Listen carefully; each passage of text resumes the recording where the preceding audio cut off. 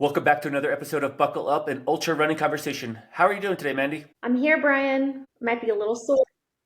I was going to say, I actually know the answer to this question because you've already told me how many times your coach is so mean for making you do 10 intervals. I told you twice today. I would have only told you once, except for I had to talk about it with our guest today. But you know what? Now I've got runner's high and I feel great and accomplished. I'm sure I've got like 12 kudos on Strava. So we're friends again. But this morning during my 10 2-minute repeats, we weren't friends, I have to tell you. I was still your friend, even if you weren't mine.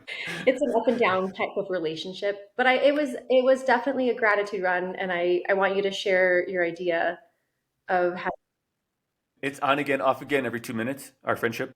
you basically during my recovery, I'm like, oh, I'm gonna live. I'm not gonna have a heart attack. This is great. He's such a great coach. And then the watch is like, rest over, heart repeat, 2 minutes, and then 30 seconds into that, I'm like, that was only 30 seconds. And I feel like such a whiner. Funny enough, I'm actually going to do that workout after this today. So maybe you get pleasure in knowing while you're eating lunch or enjoying your afternoon from your hard workout this morning that I'm going to be suffering and doing it this afternoon. Yeah. So are you going to either curse yourself for forcing yourself to do the workout, or are you going to find gratitude and think about how you can get through each interval? What's your strategy today?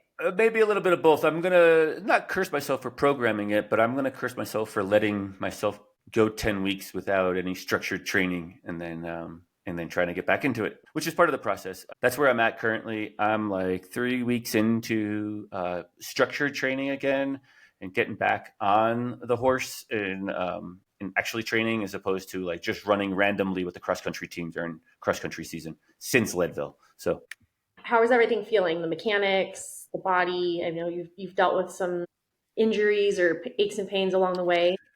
yeah, that's great. That's a great question. My wife didn't ask that same question, but maybe not in that same tone earlier this week.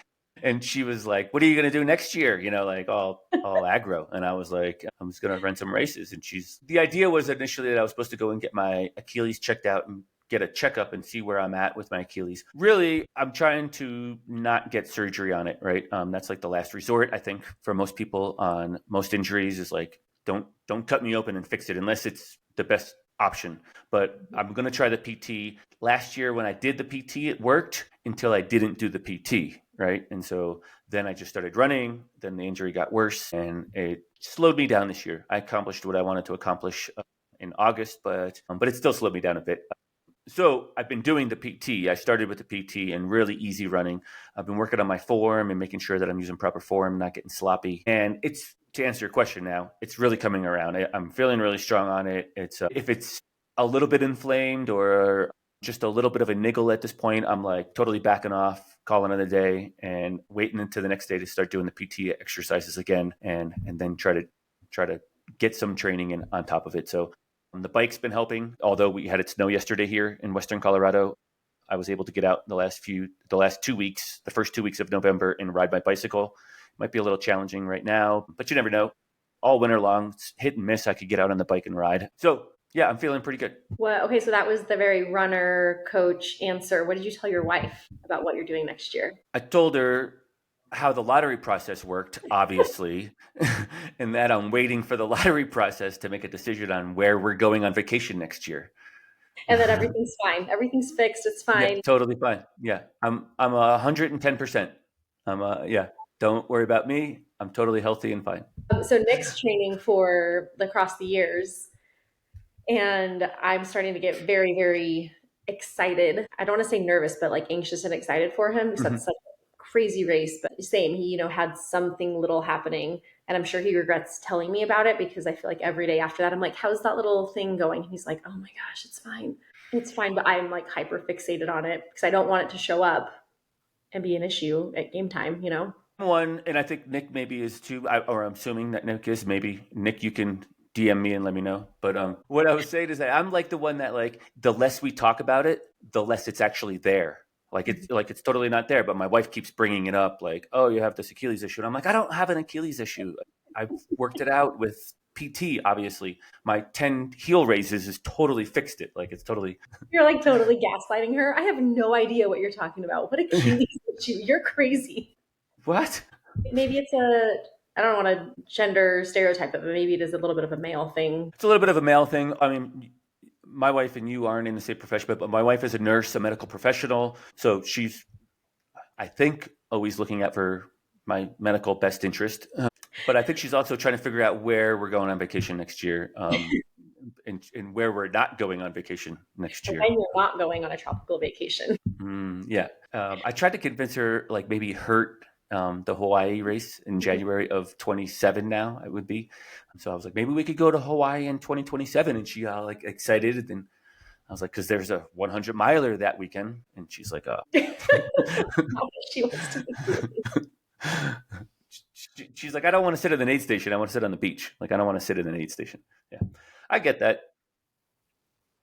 This week is Thanksgiving. Thanks for tuning in. Thanks for listening to our little banter here. But this week is Thanksgiving, full of thanks. Mandy, what are you thankful for? Currently, I'm very thankful for the ability to run and overall to spend time with the people that I love and how I want to spend my time. I went to the Broncos game with my kid this weekend. It was the first time he and I both had gone to an NFL game, and we scored some great seats, and we just genuinely had so much joy and fun together. And my heart is still just so full of that and just being able to choose how I spend my time, I guess. That's great. You? The game was super fun. I watched it at home on the couch, but exciting. And so, like, I mean, as a first-time game, like, they sold you. The NFL sold you like season tickets after that. I mean, like, you would just buy them like right now if they offered them to you. I mean, I'm not going to lie. We were sitting there and I was like, and now I get why people have season tickets, because it's so different than watching it on TV. And if you're lucky enough to have great seats, we were like 14 rows up from center field. Yeah. We had a friend that was last minute getting rid of her season tickets. And so I'm definitely not buying season tickets on row 14, people, like race directing. We have to work on our football lingo, because it's not called center field, it's called the 50-yard line. Yeah, 50. See, I've never been. So I get center the field. Center field's a baseball reference. Center field's a baseball reference. I was on the 50-yard line. Yes. What are you grateful for? Yeah, I'm grateful to be able to do what I love constantly. I'm grateful to have athletes that are like engaged and want to challenge themselves and trust me in their ability, and cuss me sometimes on the trail, but otherwise trust me in my ability to get them to that starting line healthy and happy. I'm grateful, obviously, for my family and all the things that I have available to me. I mean, I think of other countries, right? Like, I mean, just the food and the healthcare and the structure that I live in, and all those things that we just sometimes take for granted, right?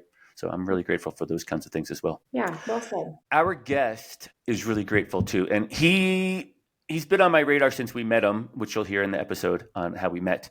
But he's been on my radar ever since. I've been trying to convince him to come on, and finally I convinced him to come on the show. And I knew that this guy, Ron the Fame, and his story and his message is just the perfect story for this week for being grateful. It absolutely is. He is not afraid to put himself out there. And I think, he talks a little bit about like fear. We all have that fear factor in every situation in our life, but he's just joyous and full of joy, and it radiates from him the second we met him in a situation that others might not have come up and been so open and vulnerable. He just was, and he's got a great story of how he found this sport, what continues to keep him engaged. And I think he's surprising himself with how he's engaging and the things that he's loving in it, and his day-to-day interactions with just human beings in the world that aren't runners. Yeah, his passion expands farther than sport, right? Like, and I mean, most of ours do, but his is pretty obviously extended farther outside of sport. He loves interacting with people and just listening to people and hearing their stories, and he gets a lot out of it.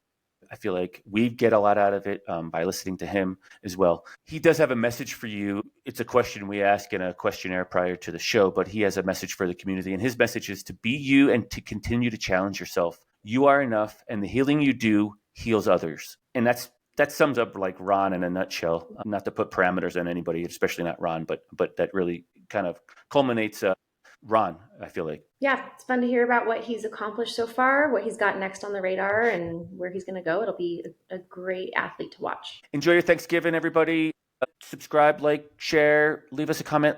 Let us know what you're thankful for. We'd love to hear from you. Without further ado, here's Ron the Fame. He's rooting for you. Take care.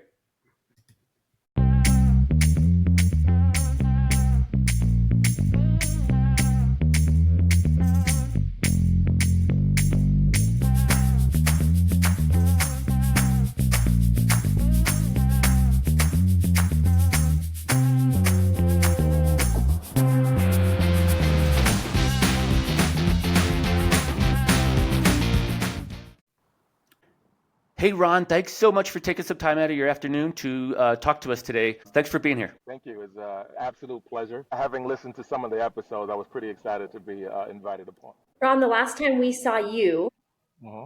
I think you were listening to one of our episodes and you Mm. spotted us eating inside a restaurant in a tiny little mountain town. What were you doing there? I was there to run the Leadville 100. So we were in Leadville, and it had been I'll tell you, it had been a dream come true, which is really interesting, which wasn't always a dream. But what was so funny is I'd been literally listening to your episode with my friend Kendra. And so the moment I saw you, literally walking by the restaurant, I saw you guys. I was like, they look very familiar. I don't know why. And I didn't even really realize it when we first came in. I just wanted to have the conversation, just to say, hey, I knew you, I think you had been running it as well, or were considering running it. Or were you pacing, Mandy?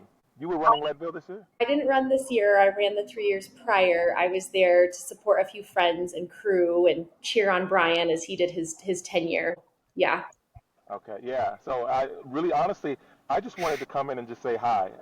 Generally, that's just kind of the person that I am.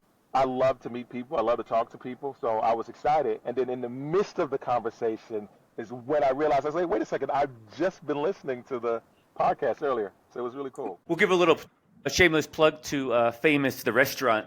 We were in the window of the Famous, right next to the Famous Bike Shop. It's not actually Yeah. called the Famous Bike Shop, but Cycles of Life Bike Shop. Right next door is the new Famous, more recently new Famous, the Famous restaurant. And we were, Mandy and I and a bunch of others, I think Simon and Nora were there, and we were all inside eating some, I don't know, late lunch, I want to say. I'm Yeah, sure I had a it was a pizza. late lunch. It was some carb loading. Yes, it was carb loading. I think I even ate Mandy's pizza after her mushroom pizza. My mushroom pizza. That's what it was. Yeah, Was it I know. good? It was so good. I love that place. I mean, a lot of one of my reasons, right, for running is pizza. So discriminate. Give me some good carbs.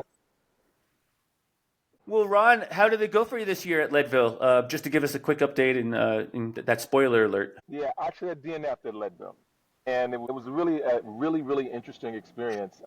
I DNF'd at I can't remember the name of the station, but mile 24. And what I found out, what I realized was that I needed to be better at the climbing. Basically, that's one of my Mm. weaknesses, and it was really quite the experience. Like I'd do it all over again. Actually, I just decided December 1st when it opens again, I'm going to try for it again. And I had some of the most incredible experiences, even though it didn't turn out the way I wanted it to turn out, which is really interesting. Yeah, but That is go on. that is really interesting. That is I want to say it is called Outward Bound is the name of the aid station Outward in the Bound, middle of yes, it was. yeah, out there in the middle of the field, and yeah, and that's that's damn near a marathon at 10,000 feet plus. You went over Sugarloaf Mountain, which I want to say is probably about 3,000 or 4,000 feet of gain Yeah. early in the day, Mhm. and that lake trail's pretty gnarly, running at 4 a.m. with a headlamp on and the rocks and the roots that 8 mile section of Turquoise Lake Trail has to offer. So kudos for you for getting out there, putting yourself out there, and just towing the line alone is an accomplishment itself. Yeah, it really was. And there was a moment there that I was disappointed, and still parts disappointed. But it's just kind of the same way I look at life. It was just the idea of towing the line to me was amazing in itself. Something that I thought would be completely impossible. And the concept of thinking that something's so impossible and yet you're there. And I remember being at the top of Sugarloaf, and I remember feeling disappointed, like, why am I here? What was the purpose of this if I didn't complete it and things of the sort? And what was so interesting, as I was thinking that, I turn around and I look at the mountains. I'm looking at how amazing it is. And I'm like, man, there's a lot of people in this world never get the opportunity to be right there, right in this moment. And so I kept going. And for me, I'm a man of faith. I'm a man of God. And so a lot of the things that I go through and the way I approach life is, okay, what am I supposed to learn from this? What does God have for me? Things of the sort. And I remember complaining to him on the top of Sugarloaf. And as I'm coming down, about 15 minutes later, the answer sort of just presented itself to me. It was two young ladies running. They're like barreling down the mountain, and they're trying to make the cutoff. And I turn around and I look at them and I see like the passion they had, and I just start screaming. Like I'm screaming for joy. And this whole moment of disappointment that I'm like broken down in, all I could find was the joy of the moment. And it was sort of the reminder of God telling me, get out of your own ego. Like sometimes I think a lot of us, we sit in our pride and our ego, and we're not seeing the things that are going on around us. And to me, that was like the amazing part, like watching people attain things that they'd never attained before in ways they'd never even expected that they could, and accomplishing it. So it was really cool. That's so well said. And I think after we met you, I kept seeing you time and time again. And every time I saw you from packet pickup all the way through, you were chatting with new people, making new friends. And I think that's such a cool thing to recognize that we all have a space in this, whether it's a DNF or crew or pacers. But I think from the little that I've gotten to know you, even just out there at Leadville, like that's such a big part of the community, right? Is being that cheerleader and knowing that while it's an individual sport, it's such a community. And I'm sure you've made a lot of people smile on the course that day. I have no doubt. Yeah, that was the part that was really, really interesting to me. Once I changed my perspective in that moment, then that's what it became about. I think that the idea to be able to hug someone or to help someone through a moment when they feel down or not in the best space, I think that was the beauty of it all. And it was incredible to see it, and honestly, if I'm being completely honest, as much as I would have loved to have the buckle, I think I got more joy out of that than the actual buckle. Doesn't mean that I'm not going to go back and I don't want that buckle, but what it means is it elevates my joy, my soul, my heart in ways that anything physical could never give it to me, could ever give to me. Why Leadville, Ron? How did Leadville become a thing for you? From Austin, Texas, from not from Colorado, not a native or anything. Yeah, Why Leadville? it was really an interesting thing. About 10 or 11 years ago, I was married, and I had my stepdaughter, Sinclair. Her dad was dating a girlfriend that was doing Leadville at that year. I remember it was like 2013, 2014. And when she was telling me about it, I just thought it was honestly, I thought it was the craziest, stupidest thing to do. Like, why would anyone do something? I couldn't even wrap my mind around it. And so, but I think it's like with anything in life, there are no coincidences, and so things will just stick out in your head for whatever reason. During the pandemic, I started running as a way to get into shape. All the gyms were closed. I was normally a gym rat, and I would just run. I started out sprinting actually, and I would go out and do 30, 100-meter sprints just to say that I did something, or I wasn't just sitting in the house. The type of personality that I have, once I've gotten to one level, I'm always trying to go to the next level. And so I was like, okay, well, I'll do 200-meter sprints. And in the midst of that, I ended up injuring my hamstring pretty bad. But I'd been going through a time in my life where I was not going to quit from the goal that I had set for myself. I didn't know how I was going to do it. I didn't know when I was going to do it, but I knew that it was these just gradual steps. So I imagine what I decided to do is I said, I'll just go out and run 3 miles a day. That's all I'll do. I didn't expect anything more. I wasn't planning to fall in love with the sport, none of that. But it helped me get through the pandemic. It helped me go through what would be eventually my divorce. And I just kept doing it. And in the midst of that, I found God. And I just found that it was like my closest place to God. Now, how Leadville came about was in 2021, my father passed away. And I ended up running my first marathon in honor of him because it was on his birthday right after he passed away. And also that very year, I told myself that I would run, walk, or hike 3,000 miles in a year. And I remember thinking it was impossible and just saying, well, let's just see what will happen. And right before I ran that first marathon, which was the Chicago Marathon, I ended up being in Boston. And I just got off work. I used to work as a flight attendant. And I got off work at like 9 o'clock in the morning on a Saturday. I didn't work again till the next day till I think 5 o'clock the next day. And it was August 20th of 2021, which was when Leadville was going on that year. And at the time, I just started following Nick Bear from Bear Performance Nutrition, and he ran it that year. And so they were like doing updates and things of the sort, and I was listening to it. So I'm in Boston. I find a local track, and I say to myself, I wonder if I could do 100 miles. It's simple as that. It wasn't something I'd been thinking about, not really caring about. I was like, I wonder if I could do 100 miles or 24 hours. I mean, just the idea of it's crazy. I go out to I go out to the track. I get there about 10 o'clock, and I just start running. And I just go. Now, here's the funny thing about that. I knew nothing about nutrition. I knew nothing about pacing yourself. I just read David Goggins' Can't Hurt Me, and then he'd done like a 100-miler in 19 hours eating crackers. I was like, okay, well, we'll see. We'll see what that's about. So I go out, and I just start running. And I just kind of kept running. Some parts I'd walk. And what was so interesting to me that stadium was the track for the local college there in Boston. And about 11 o'clock, this group of soccer players come to play. They're doing their training, and they're just, they're doing their training. I'm doing whatever I'm doing. And then I'd also just come off a fast because I'm an intermittent faster. And so every once in a while, I'll ask them for water or ice and things of the sort, and they're just watching and thinking nothing of it. In the midst of that, I also had a conversation with one of my nephews. And he was just asking me, he's like, what are you doing? Why are you doing it? And I was like, honestly, I really don't know. I'm just doing it to do it for doing its sake, basically. I think I got to about mile 40 or 50, and I thought to myself, I think I could do a 100-miler. Like, it was the weirdest thing.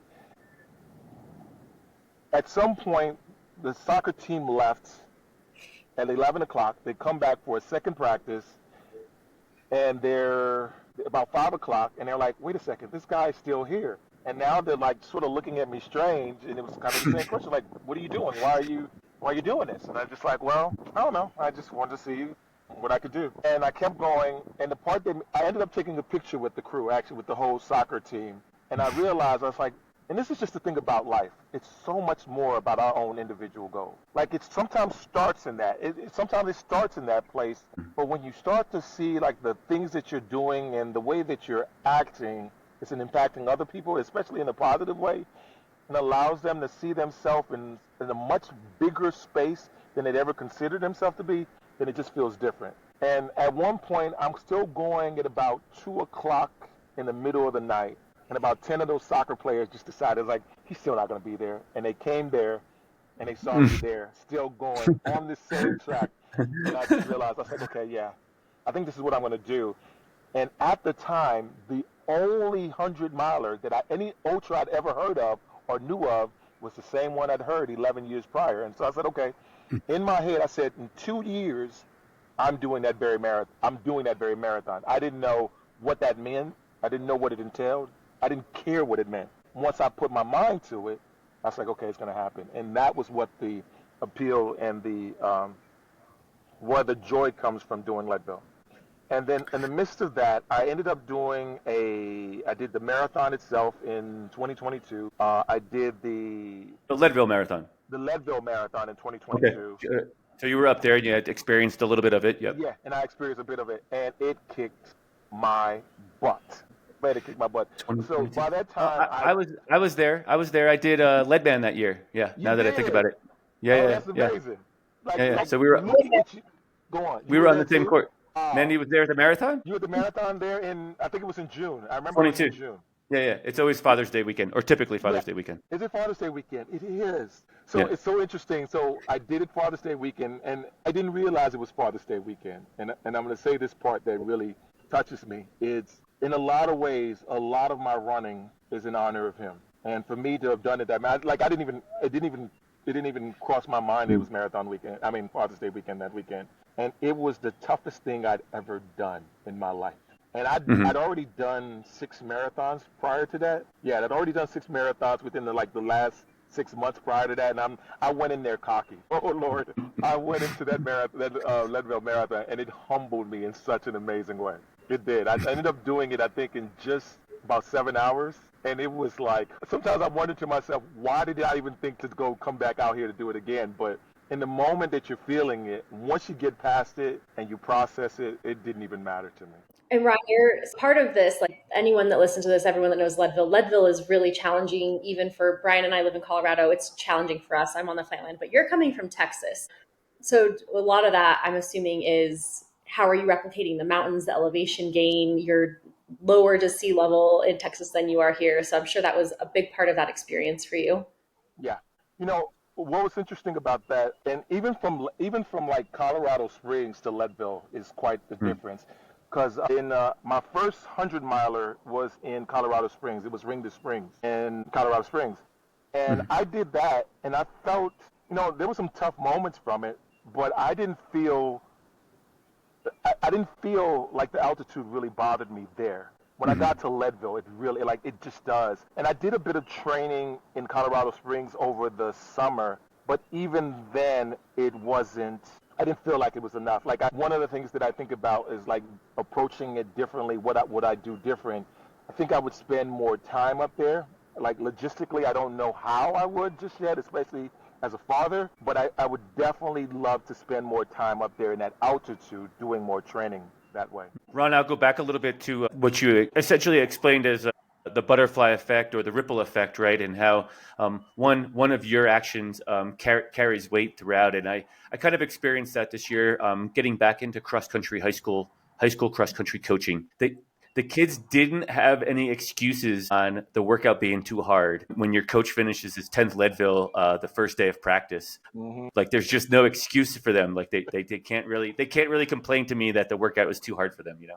Yeah. And so that ripple effect does carry over. I was really surprised. I was waiting for all the excuses, but I didn't get any. They told the other coach, but they never told me any They excuses. never told you that. What did it feel like for you to complete your Leadman? I mean your 10th Leadville finish.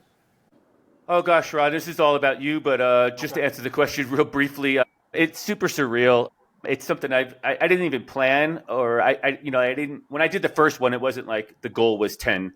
The goal Hmm. was just number one, and then it started piling up. I came back the following year, and I got humbled at Leadville on my second attempt, Yeah. and did not finish in 2011. I finished my first one in 2010. Okay. But the short answer is that it just kind of piled up, and then all of a sudden I had accumulated so many that at like 7 or 8, the goal was really attainable. It's only a few years down the road that I have to continue to do this process. The hardest part of Leadville and some other of these big races is the lottery, and you're gonna try to re-experience it again here in December. Yeah. But so I had to get creative on how to get back into the event. A lot of those years, I did Leadman twice intentionally to bypass the lottery. One of the times I had won a golden coin at the Hmm. marathon. Yeah. And so I was able to apply that to the next concurrent year. So I had to get creative on how to get 10 starting lines, never mind 10 finish lines, Talking right? about 10 finish lines. Yeah, exactly. So, it's kind of interesting as you speak about that. I told you I told myself I was going to do a Leadville in 2 years, and I didn't even understand the process. I didn't know the process, how to get in. I didn't know any of those things. So I tried those first 2 years, and I didn't get a thing. And I was like, okay, this might be a little bit tougher than I anticipated. So I came up the third year, and I think this is the beauty of never giving up on something. No matter, I set goals, and even if I set goals and it doesn't happen the way I anticipate it to happen, it's just a guideline for me. It's not my end all be all. So Mm-hmm. I remember going the third year that I hadn't gone. I went to run the Silver Rush. So I Mm-hmm. go to run the Silver Rush, and I ended up getting the number 413, which for me relates to Philippians 4:13. I can do all things through Christ who strengthens me. So I get the golden coin for the Silver Rush. They called my name, but what I Mm-hmm. didn't realize was it wasn't. If you don't complete the Silver Rush, you can't get into the lottery, which I didn't know at the time. So I ended up giving the coin back because of some circumstances that happened, saying, well, I didn't realize that I wasn't supposed to do it. But that same year, instead of me being able to run it, I went to go pace a friend of mine named Dawn. And Dawn didn't end up completing the race. But another young lady who actually just finished who got her 10th Leadville finish, Carrie Stafford, I ended up Mm-hmm. pacing her from the last 12 miles, which was cool. But what was the interesting part about it was when I talked to one of the organizers at Leadville, I met her randomly, and I was like, "Hey, are you the one I talked to, and why I couldn't run and things?" And I just wanted to say thank you for even thinking about me and things of the sort. And she said, "Wow," she said, "It's not a lot of people that would do that, like, and then come at the same time, who wouldn't be disappointed or mad and things of the sort." I was like, you know what? It's life. Like life doesn't always happen the way you want to. But that was how I got the opportunity to run Leadville that year. It wasn't because of my athletic accomplishments. It wasn't because I was the greatest thing since sliced bread. It just came down to being a human being and understanding that, hey, it didn't work out in my favor, but I'm still grateful for you. And, I think one of the biggest things about Leadville to me is, first and foremost, I love Ken and Marilee. I just love their energy. I love the people that they are. And I just love the community that is around us. It's so loving and and inspiring more than anything. And so, to me, I say if I'm trying to be the best version of the man that I want to be, that I got to be around the same type of people. And that's one of the beauties of the ultra community. So much more, even so, than, let's say, road marathons. Yeah. So it's been, even if I never ran it again, I will always try to come out. I would always try to come to support, and it's just they're just magical moments there. It really is. Like, you know what? I got to tell you one more story, and this is an interesting story. I retired from my job about 2 years ago, actually 2 years ago on Christmas, and I met a young lady on a flight. Her name was Jackie, and I told her on that flight, this is like late 2023. I was like, yeah, I want to be at Leadville someday. And I was so certain of it that it inspired her. And she said she'd been looking for me for 2 years to see me on that start line. And I'm here, I'm at the the fair that they have beforehand. And I'm talking to the Boundless coaching team, like Brad and all the guys. And she walks up to me and she says, hey, didn't you work for an airline at least 2 years ago? I think she was on a flight to Seattle or something like that. And I was like, yeah. She said, I don't think you remember me, but you told me 2 years ago that you're going to run the Leadville 100. And she said, I believed it so much that I looked for you for the last 2 years just to see if you were there. And she saw me that day, which was really, really amazing. And so even though I didn't finish Leadville myself, I think I ran the last mile or two with her when she crossed the finish line. And the part that was so amazing to me is she actually reached out to me maybe a week or 2 weeks ago. And she said, I don't know. I said, she's like, I know you may have somebody else. I know you may have others, crews and pacers and things. But she said, when you tell Moab, I want to be there. I want to be one of them. So I was just like, man, it literally, it brought me to tears. It did. Especially when you think about, even getting into Moab for me right now, the struggle of figuring that out to me, it's tough. I've never done a 200 miler. I think the longest I've ever gone is 124 just on my own. But the idea of it, and the idea that whatever I'm doing, someone sees it enough. And it's not the fact that you need the validation of it, because I don't, but to see it enough to say, hey, I want to be part of your team, I want to be part of it, it was really touching. That's a cool story. And something you said earlier kind of alluded to that same thing that I think is a mindset that a lot of us share, is it stops being about the event and it starts being about just how you show up in your everyday life and the experience of being able to train and meet people and do these hard things every single day. I think that mindset is a good one to have too, because you're not so hung up on the result of that day. You're in the daily of running or meeting people or supporting others, and it's a cool mindset. I was listening to Goggins this morning. There's this Spotify playlist. You guys ever listen to it? It's on Spotify, and it's all of his motivational speeches set over music. I listen to it when my run coach assigns me really mean hard workouts like today. But one of his speeches is just about that. There can be haters. People cannot believe in me, not like me. But at the end of the day, it's just this daily action of doing my best. And if I inspire one person to change their life or join me, then it's all worth it. So I think it's a beautiful mindset that you have there. Yeah, as you said, it's all of us, and we all have our different journeys to getting to there, or to that start line, or to what it is, whatever we're getting to. And I think for me, I think that's the appeal of ultra running for me, is like-minded people finding our ways to that point. And in my day-to-day life, I find it hard to see that in people, because it's just like, why would you do that? And I've been that same person. So I understand both sides of the coin.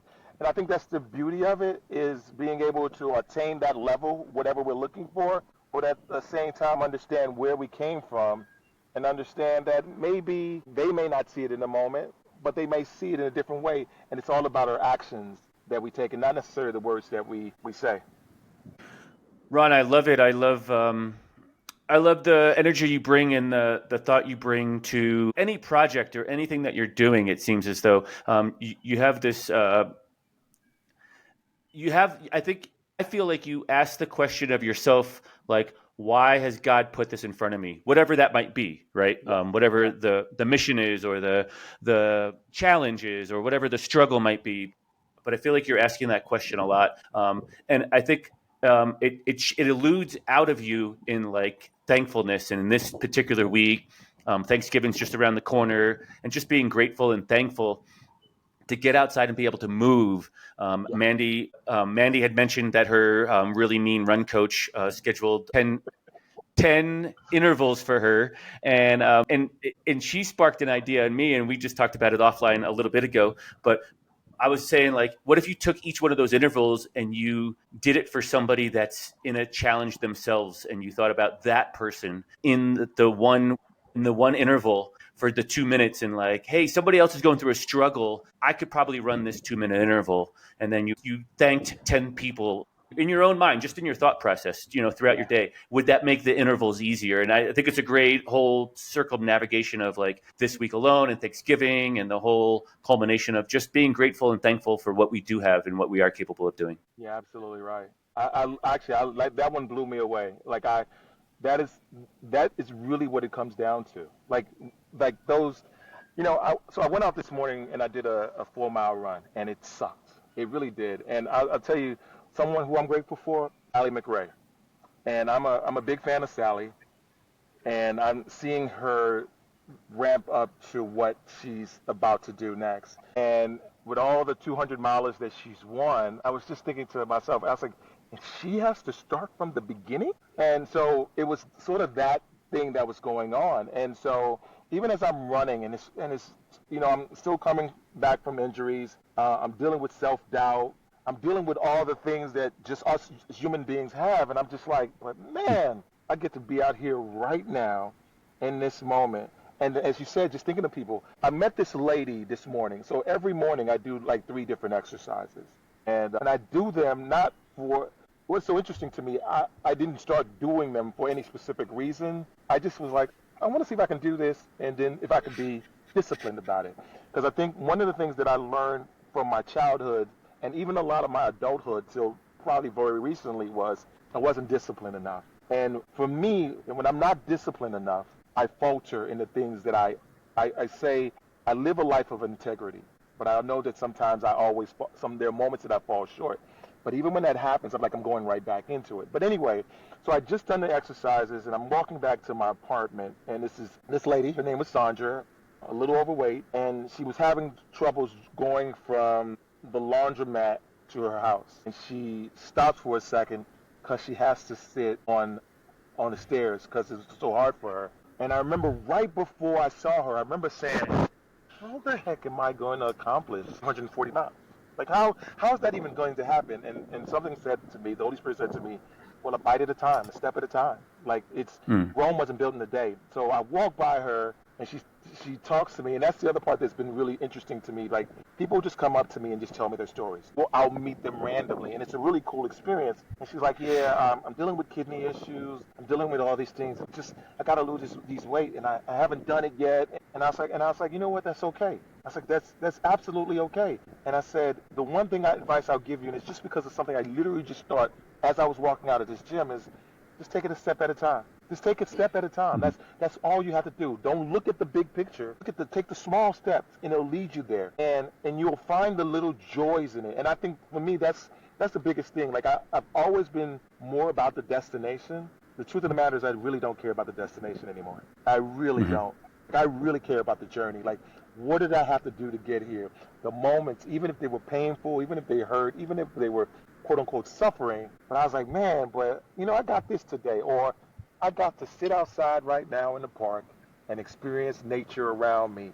And it's those moments right there that sort of eliminates the struggles sometimes that we have within ourselves to get anything accomplished.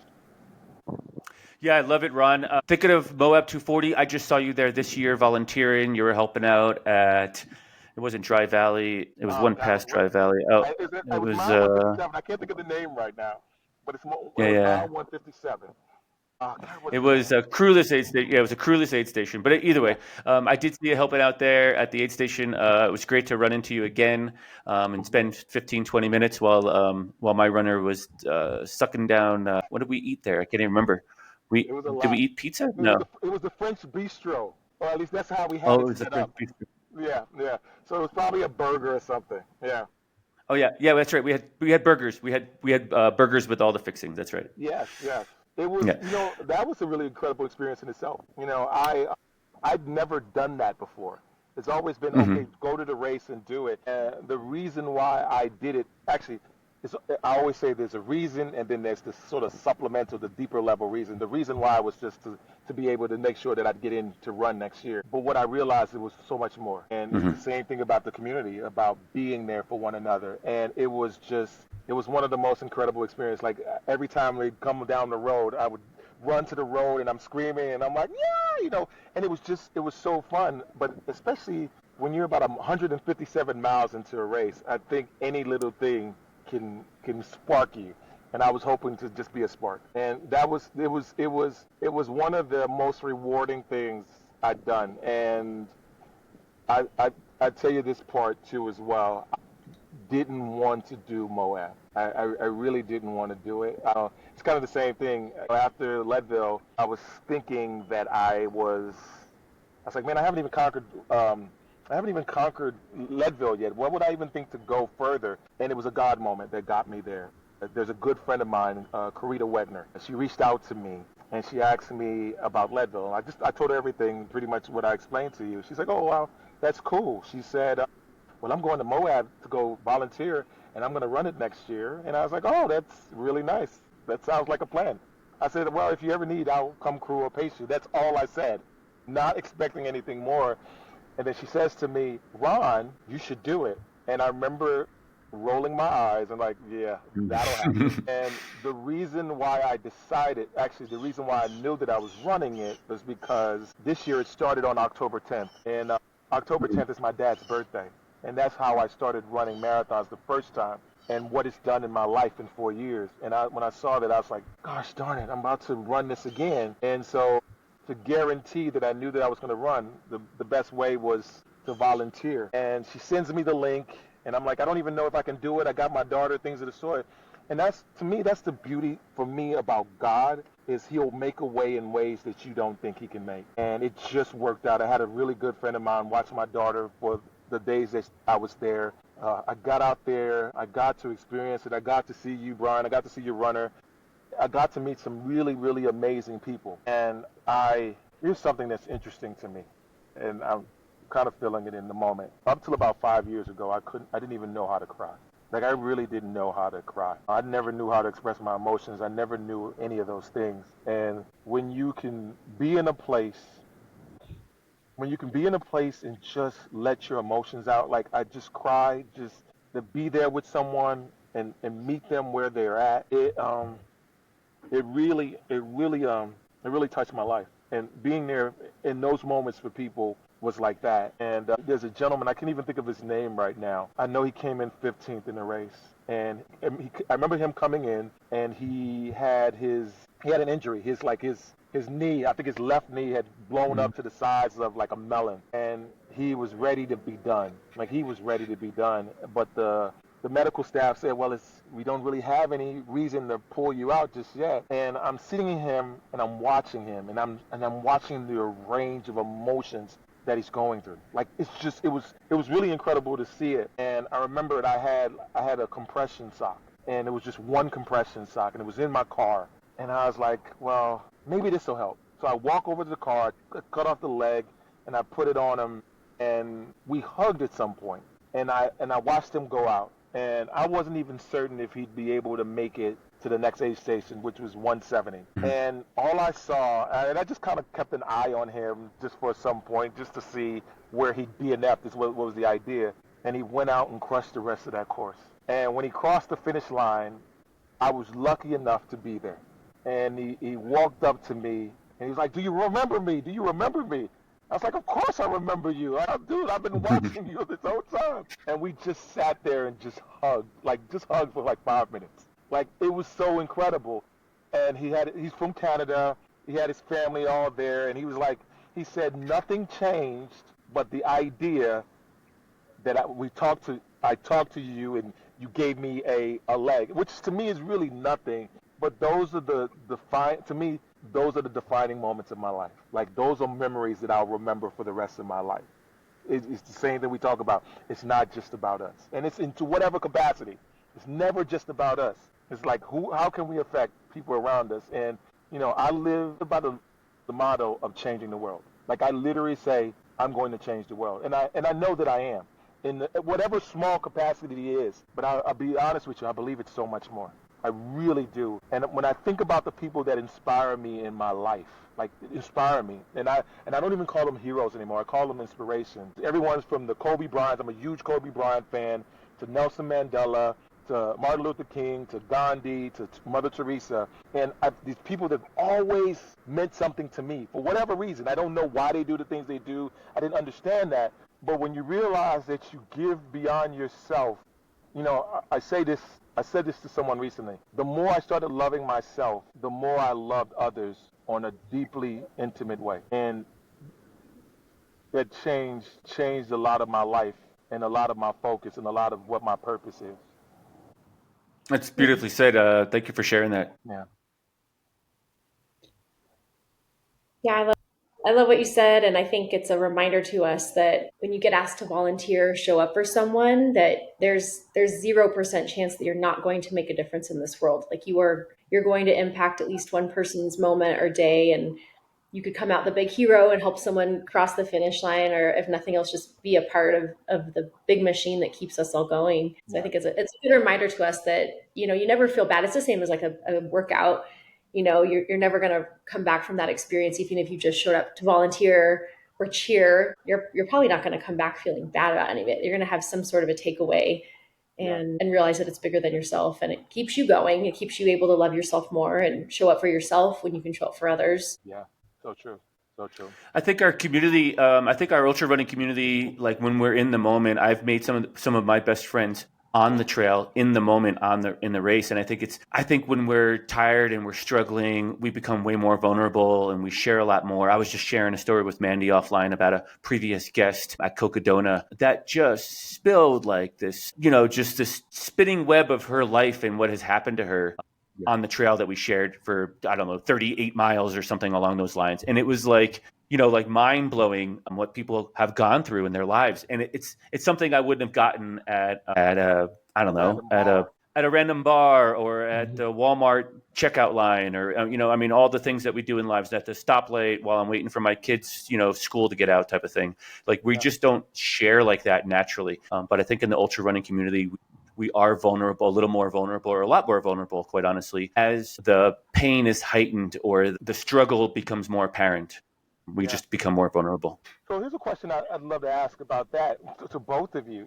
So one of the things that I realize is that same vulnerability used to only do it in these hard things. Now I literally do it in my day-to-day life.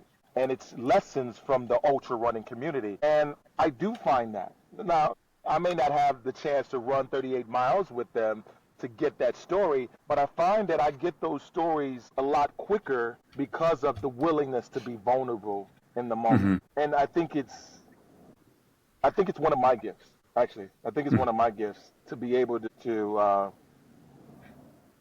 do that. And it would not have happened without the community that we're in. That's a great question, Ron. I think that I think you're absolutely right. I think it's you. I mean, I'm not saying that you're the only one that can do this, but you show up vulnerable and allow people in and allow that connection. There was people that recognized myself and Mandy at Leadville. They said hi, they shook my hand, hey, I listened to the podcast, and they move on. And quite honestly, we had a brief interaction and we both went our separate ways, but But our interaction was completely different than that, right? Our interaction just kind of like expanded on each other. We like invited you to sit down and finish our lunch while we were still eating, type of thing, like we were like, hey, sit down, pull up a chair, like, because the conversation was raw and genuine and authentic enough. Yeah. And I think that's what you particularly bring to the table. That's and it. it shines through. Honest. Yeah. Yeah. No, absolutely. And I think that's really, really, really important is that, like, one of the things that I plan to do in my future is to run for office, actually. And to what capacity or how, don't know yet. But I think that that's something that's lost in society. And I don't know if it's just our Western society and if that's the world around and things of the sort, but I think it's those moments. Like I had joy meeting you guys. I had supreme joy. I had joy every time I saw you guys, even if we were at the finish line or whatever. I just had joy seeing you guys. And also the idea of what you're doing. And this is a large way of being vulnerable. Even if you're just the host, it's still a large part of being vulnerable. And I think that's the beauty of what I saw. So just being around you guys brought me joy, if I'm being completely honest.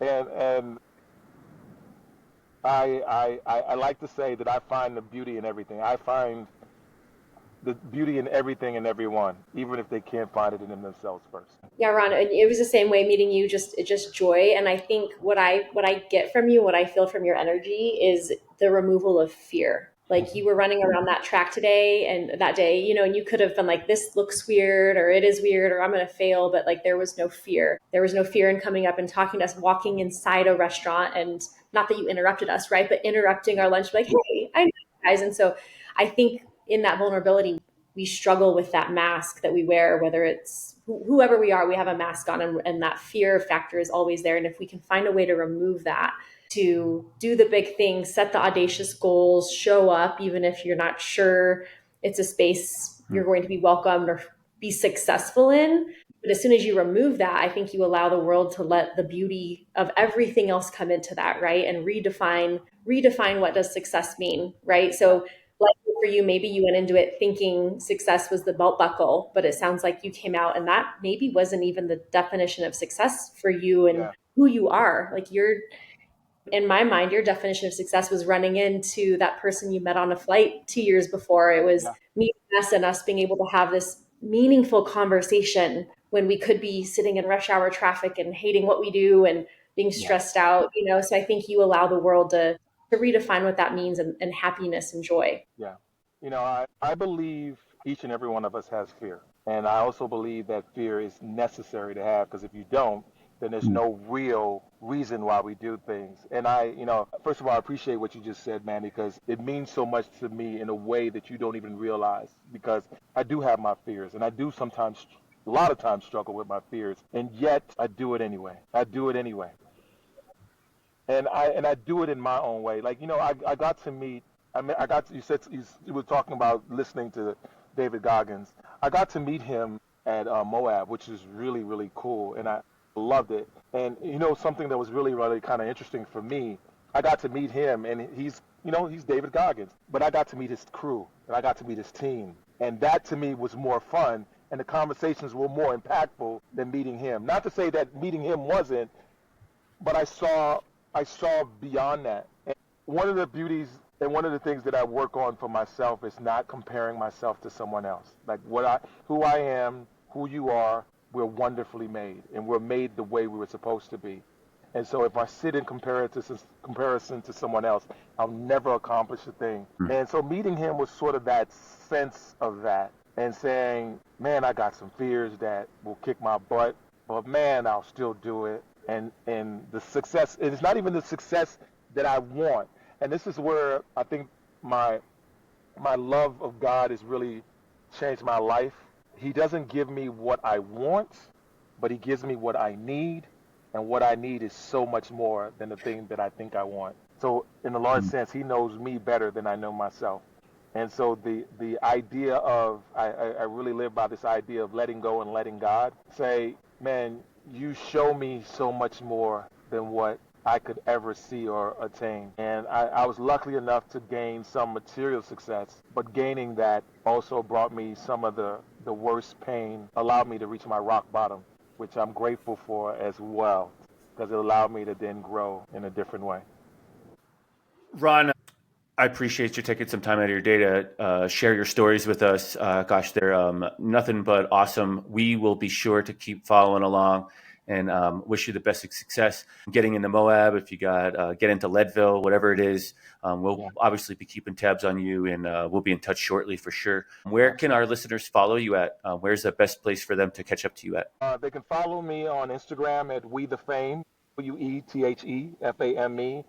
I'm also in the process of building a clothing line based on runners called House of Courage. So it's HOUSE of KERIJ, which is the phonetic spelling of courage. And it was a deep reason why it came about. It's something that I'm really, really passionate about.